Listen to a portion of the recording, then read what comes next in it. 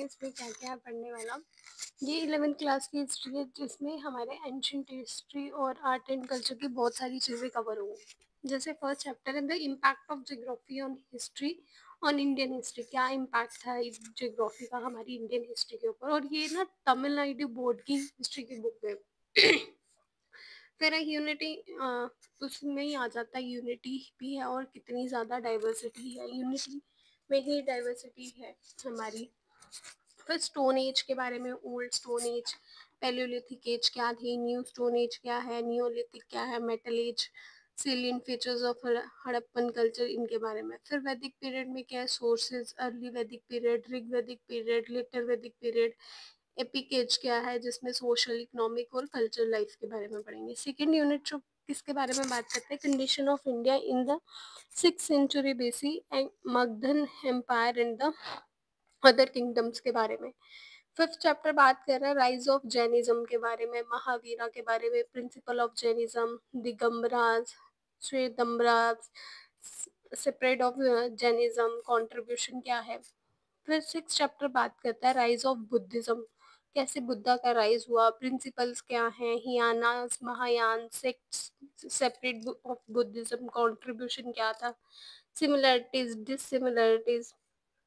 फिर थर्ड किसके बारे में बात कर रहा है, India of the pre Mauryan period और नंदा पर्शियन इन्वेजन्स के बारे में, जिसमें एलेक्जेंडर इन्वेजन्स, इन सब के बारे में बात हो रही है। फिर एट्थ में क्या पढ़ते हैं हम, मौर्यन पीरियड के बारे में, सोर्स क्या थे, चंद्रगुप्त मौर्य, अशोक, मौर्यन एडमिनिस्ट्रेशन क्या था, अशोका धर्म क्या है, development of art and architect, decline of Mauryas कैसे हुआ।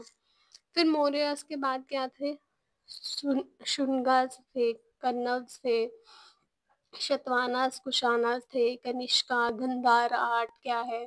फिर 10th चैप्टर किसके बारे में बात कर रहा है, संगम एज के बारे में, ठीक है, सोर्सेस क्या हैं, history of kingdoms, social, religious, economic, political life.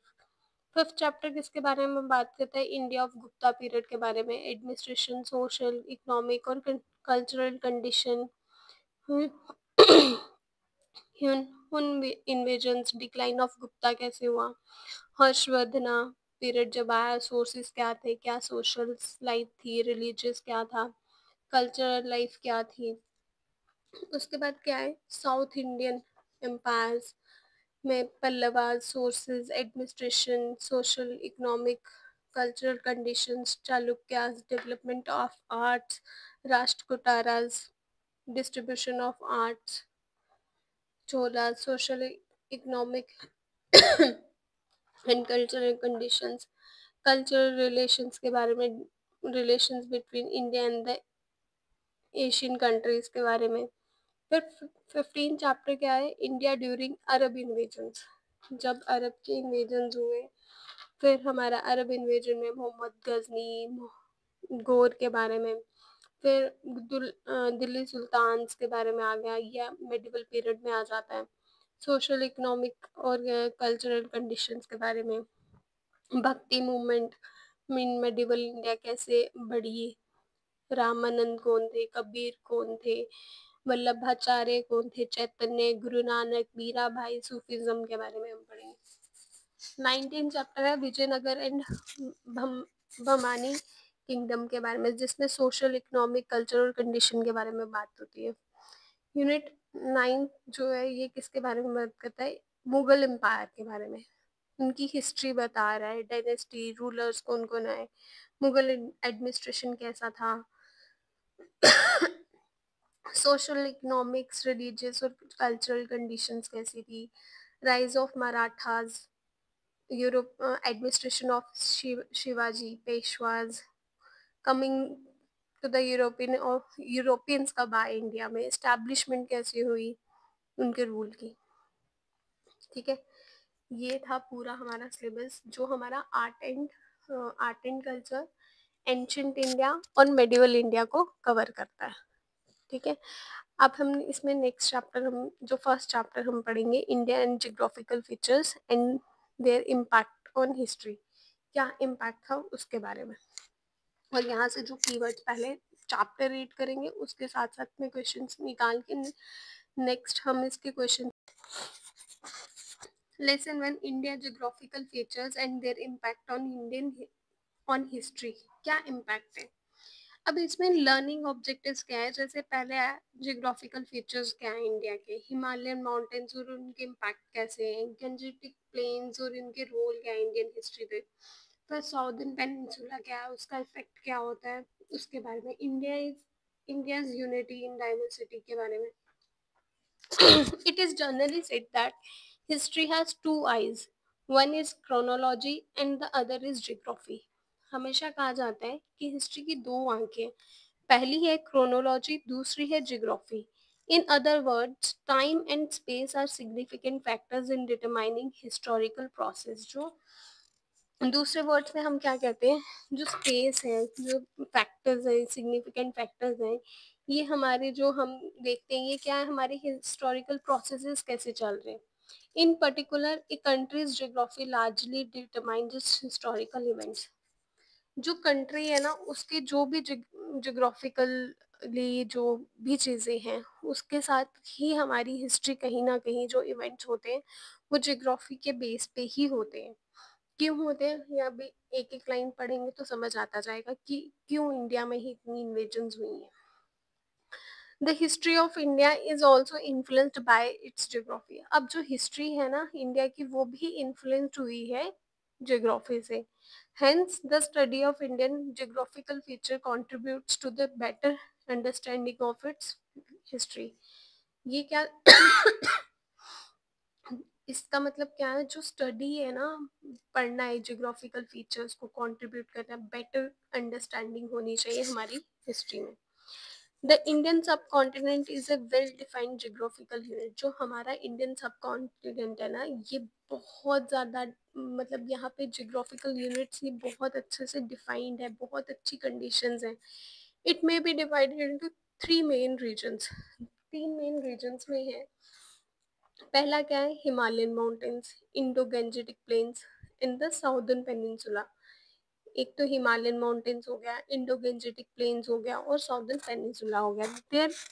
There are 5 countries in the subcontinent. 5 countries है सब कॉन्टिनेंट पे. कौन कौन सी? India, Pakistan, Bangladesh, Nepal and Bhutan. आपको पता है ये सब इंडिया, पाकिस्तान, बांग्लादेश एक ही था, नेपाल, भूटान ये सब एक साथ ही थे. India is the largest among them and it comprises 28 states and 6 union territories. अच्छा, अब मुझे एक कमेंट सेक्शन में आंसर देना, क्या आज भी इंडिया की 28 स्टेट्स हैं और 6 यूनियन टेरिटरीज हैं? ये तो पुराना डाटा है, नया क्या है ये आप मुझे कमेंट सेक्शन में बताओगे. According to the 2001 census, the population of India is over 100 crores. अब 2001 का सेंसस जो है उसमें क्या कहा जाता है, द पॉपुलेशन, जो हमारी पॉपुलेशन है ना इंडिया की ये कितनी है, 1000 करोड़ से ज़्यादा है. सबको पता है कितनी ज़्यादा पॉपुलेशन हो गई है, कितनी हो गई है, हमने चाइना को भी क्रॉस कर दिया है, इतनी हो गई है, ओवर पॉपुलेटेड हो गए हम लोग. बट एक चीज़ अच्छी है कि यहाँ पे यंगस्टर्स ज़्यादा हैं, जो हमारा डेमोग्राफिक है वो अच्छा है, यंगस्टर्स ज़्यादा है, ओल्ड एज पीपल कम है. ये किसी भी कंट्री के लिए बहुत अच्छी बात होती है. अब पहले पढ़ते हैं द हिमालयन माउंटेन्स. अब हिमालयन माउंटेन्स में क्या क्या, अब ये है कहाँ सिचुएटेड, पहली चीज़ ये है north, on the north of India, north India में है. कहाँ से स्टार्ट है, Pamir in the north west of India, north west के पामियर से स्टार्ट है और एक्सटेंड कहाँ तक जाते हैं, नॉर्थ ईस्ट से तक जाते हैं. इनकी लेंथ कितनी है, नियरली कितने कितने किलोमीटर्स में है, 2560 किलोमीटर्स. और इसकी ब्रेथ कितनी है, 240 से लेके 320 किलोमीटर्स तक. हाईएस्ट पीक क्या है इनकी, highest peak of the Himalaya known as the Mount Everest. कितनी हाईएस्ट पीक कितनी है हिमालयस की, जिसे हम क्या किस नाम से जानते हैं, माउंट एवरेस्ट. उसकी हाइट कितनी है, 8869 metre.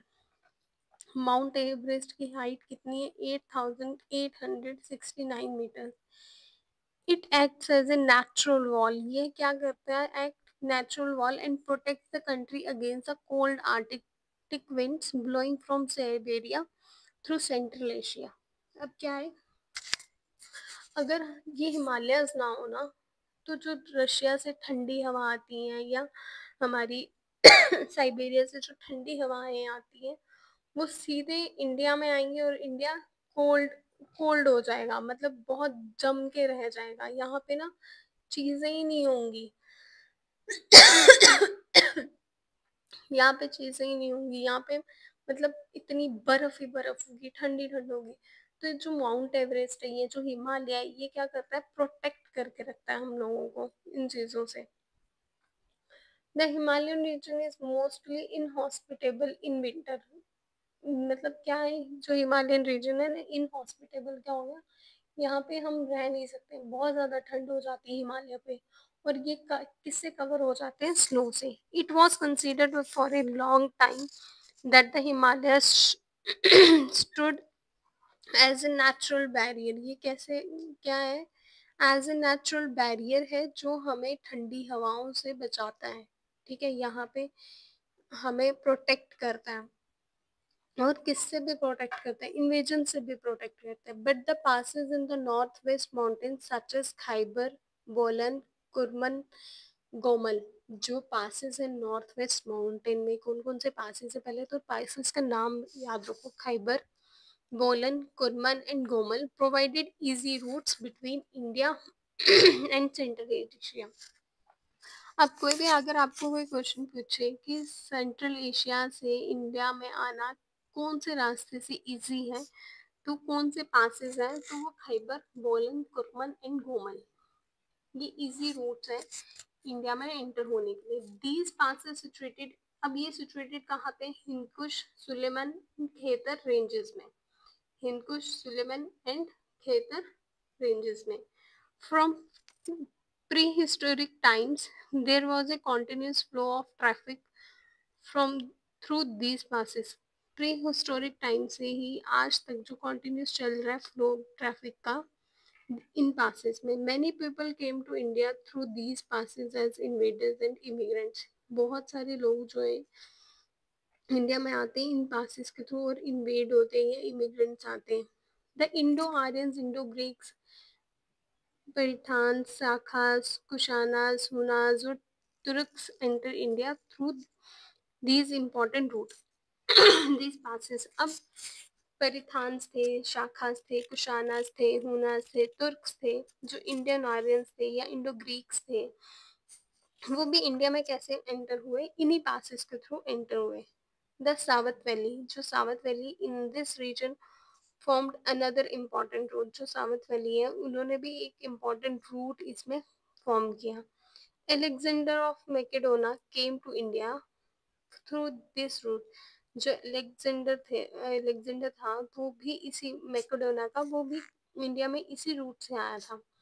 Departing from invading armies, missionaries and merchants came to India using these routes. अब जो ये आर्मीज थी, मिशनरीज थी, मर्चेंट्स थे इंडिया में, ये इसी रूट से है। Therefore, these passes in the in the northwest mountains has facilitated trade as well as cultural contacts between India and the Central Asia. अब ये क्या थे जी, ये पासिस है ना नॉर्थ वेस्ट के, ये फैसिलिटेट करते रहे ट्रेड या कल्चरल कॉन्टैक्ट्स इंडिया और सेंट्रल एशिया में। इन द नॉर्थ ऑफ कश्मीर, जो नॉर्थ है कश्मीर की, वो क्या क्या है, काराकोरम रेंज। बहुत लेमन लैंग्वेज में क्वेश्चन आता है, काराकोरम रेंज कश्मीर में कौन से डायरेक्शन पे है, तो वो यहाँ से पता लग गया, north. The the second highest peak in the world, ये जो सेकेंड हाईएस्ट पीक का नाम क्या है, Mount Godwin Austen is situated here. Second highest peak भी यहीं पे सिचुएटेड है। This is the part of Himalaya, जब ये क्या है, पार्ट है हिमालय का, and it passes are high and snow covered in the winter. Passes बहुत हाई है और स्नो कवर्ड रहते हैं इसमें विंटर में। The Karakoram highway by Gilgit is connected to Central Asia. जो काराकोरम हाईवे है ना थ्रू गिलगित, वो किससे कनेक्टेड है, सेंट्रल एशिया से। But there was a little communication through this route. अब यहाँ जो इस रूट पे लिटिल कम्युनिकेशन है। अब क्वेश्चन आ सकता है कि जो काराकोरम हाईवे है वो किससे कनेक्टेड है, सेंट्रल एशिया से कनेक्टेड है बाय किस कौन से रूट से, तो कौन सी जगह से, गिलगित से, और वहां पे कम्युनिकेशन कैसी है, लिटिल है। हिमालय ही पढ़ेंगे ताकि मैं कल इसके अच्छे से क्वेश्चंस निकाल के पूछ सकूं और कल फिर वहीं से स्टार्ट करें। The valley of Kashmir is surrounded by high mountains. अब जो वैली है कश्मीर की ये किससे सराउंड होती है, हाई माउंटेन से। However it could be reached through several passes, ये बहुत सारे पासेस से निकलती है। The Kashmir valley remain under unique for its tradition and culture. जो कश्मीर वैली है ना ये यूनिक है, या यूनिक फॉर इट्स ट्रेडिशन, बहुत यूनिक ट्रेडिशन है, कल्चर है, बहुत ही यूनिक है। मेरे को नहीं लगता पूरे इंडिया में ऐसा कल्चर और कहीं कुछ होगा। Nepal is also a small valley. जो नेपाल है वो भी क्या है, एक स्मॉल वैली है। ये कहाँ पे है, under the foot of Himalayas. Foot of Himalayas में कौन सी वैली आती है हमारी, नेपाल। ठीक है, एक स्मॉल वैली है and it is accessible from Gangetic plains. अब यहाँ से कौन कैसे एक्सेसिबल है, गैंजेटिक प्लेन से, through a number of passes. यहाँ पे भी बहुत सारे पासिस हैं। In the east the Himalayas extend up to the Assam. जो हिमालयस है वो कहाँ पे एक्सटेंड, कहाँ तक है, असम। द इम्पोर्टेंट, जो इम्पोर्टेंट माउंटेन्स है इन दिस रीजन, पटकोई, नागाई और लुशाई रेंजेस। अब नेपाल में कौन सा है, पटकोई, नागाई, लुशाई और ranges. These hills are covered with thick forest. और ये जो फॉरेस्ट है ये किससे कवर्ड है, थिक फॉरेस्ट से। Due to heavy rains and mostly remain inhospitable. यहाँ पे जो बहुत बारिश होती है और मतलब रास्ते खराब ही रहते हैं। ठीक है। The Himalaya, the mountains of northeast India is difficult to cross. In many parts of this region had remained in relative isolation. जो माउंटेन्स है ना नॉर्थ ईस्ट इंडिया के, बहुत डिफिकल्ट है क्रॉस करने में। और इस रीजन मैंने बहुत सारे ऐसे पार्ट हैं जो यहाँ पे आइसोलेशन में ही रहते हैं, बंद ही रहते हैं। यहाँ से ट्रेवल करना बहुत मुश्किल है as compare to Himalayan region, जो हमारे काराकोरम वाली रेंजेस है, खाइबर वाली जो पासिस है, वहाँ से पास करना थोड़ा इजी है। नेक्स्ट टॉपिक हम कल पढ़ेंगे इंडो गंजेटिक प्लेन्स के बारे में और साउदर्न पेनिनसुला के बारे में, फिर इनके क्वेश्चंस करेंगे, कल ख़त्म करेंगे। ठीक है। और क्वेश्चंस जो आज पढ़ा उसके मैं क्वेश्चंस निकाल दूंगी ताकि अच्छे से चीज़ें रिटेन रहें। Thank you, bye bye, take care.